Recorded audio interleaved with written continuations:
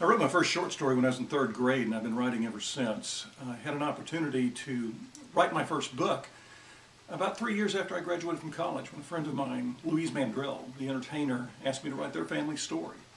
I quit my real job and began the process of becoming a writer.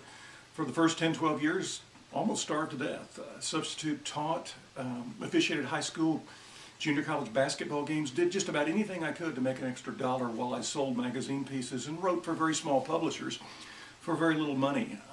The big break probably came when I was asked to do a book called Lassie, a Dog's Life. It looked at the first 50 years of Lassie in show business. Wow, what a book that was. That book turned it all around for me. It got me on things like Good Morning America, The Today Show, and others. And it opened the door for me to have a number of bestsellers, including probably my all-time bestsellers, The Stories Behind the Best Loved Songs of Christmas, and the sequel, The Stories Behind the Great Traditions of Christmas.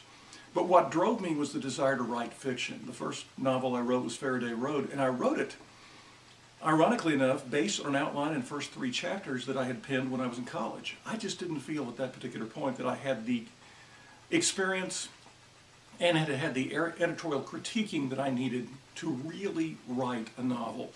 I also needed more self-discipline. I got that in writing nonfiction. Here I am, more than 60 books later now, writing fiction, and it has been one of the dreams of my life. But I haven't quit nonfiction either. I've got a release right now for Abington called Music for Your Heart, which is one of the most exciting books I've written in a long time. It takes popular music and writes devotionals around them. So I'm heavily involved in both sides of the coin in the literary world.